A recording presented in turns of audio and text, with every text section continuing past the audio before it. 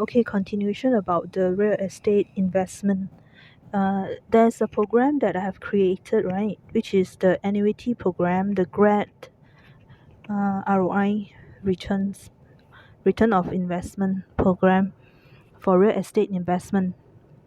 So for this program, right, we can use it for the royal family's claim. So if there's any annuity that you would like to release back to the royal family for their heirs or their beneficiaries, what you can do is you select the real estate properties that you would like me to buy into. Okay, then we'll buy into the real estate as investment, and the annuity generated will be paid out as the GRAT to the royal family's heirs and heiress. And how it's distributed is none of my business anymore.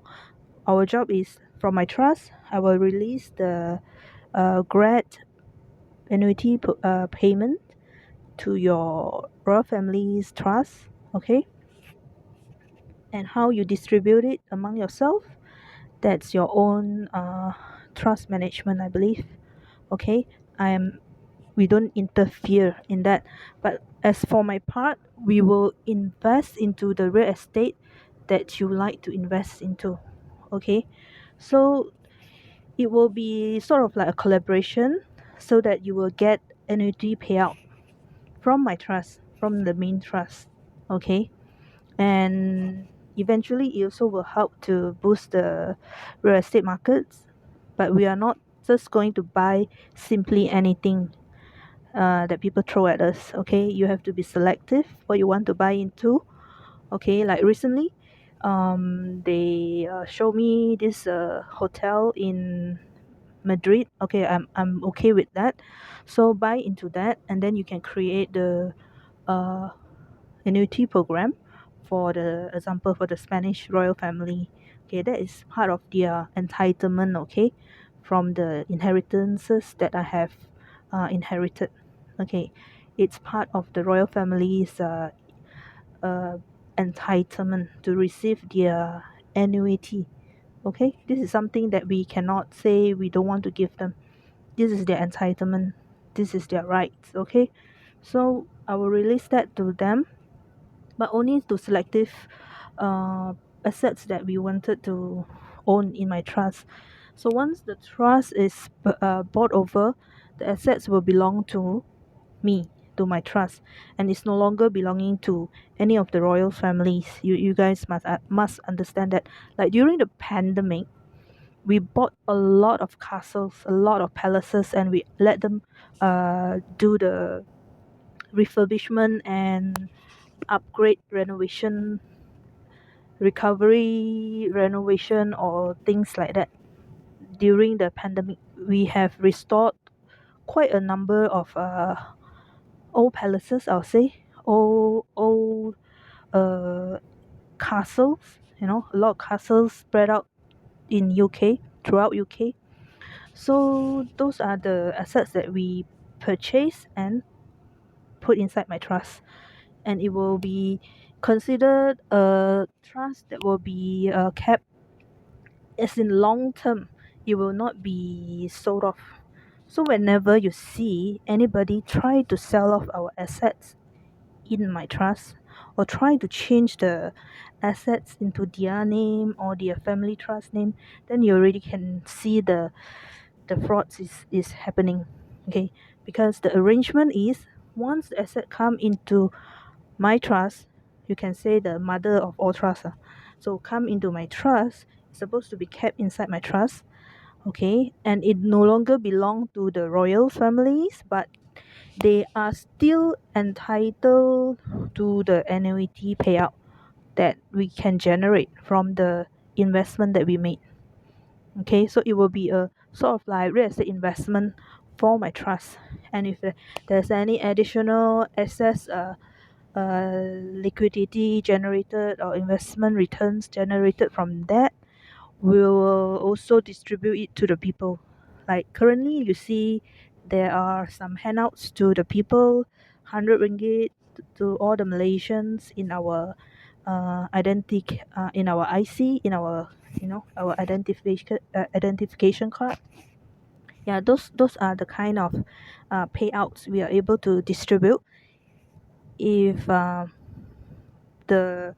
assets investment that I have made are not being defrauded or usurped by anyone.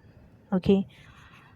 When you have frauds, like a lot of frauds happening, and people actually usurp the assets that I've invested, it will create a problem of judicial problems, because there will be people who suing the whoever, in the process of attaining the property, right? So it will cause a lot of delay.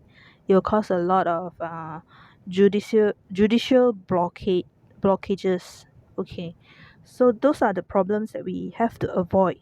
If you have a smooth arrangement of the asset transfer into my trust, and then we'll be able to release the annuity payment to your country or to your family trust more smoothly and without problems, without blockages or problems by the probate court or whichever entity that scrutinize all this transfer of payment, like the Federal Reserve or BIS, things, institution like that.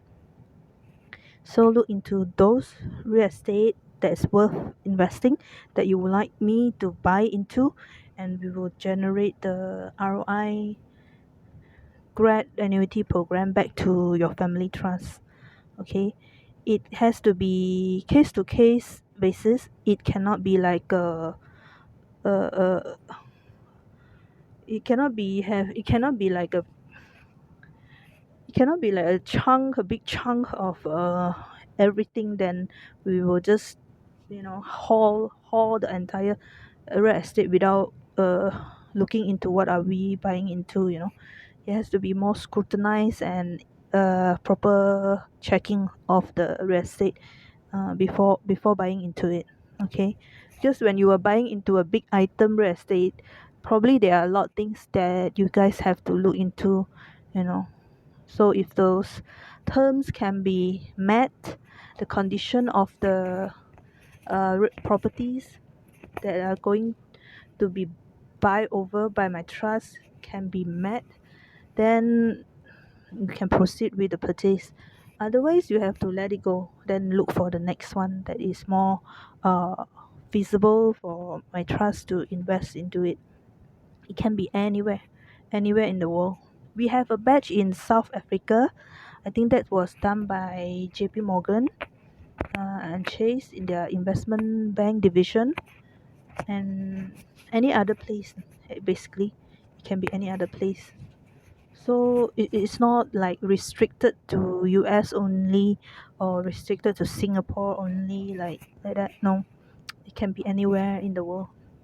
Okay, that's about our real estate investment and the generation of GRAT ROI program for our beneficiaries. Beneficiaries can be the people, and also can be the royal families, heirs and heiress, the beneficiaries of the royal families trust. Okay,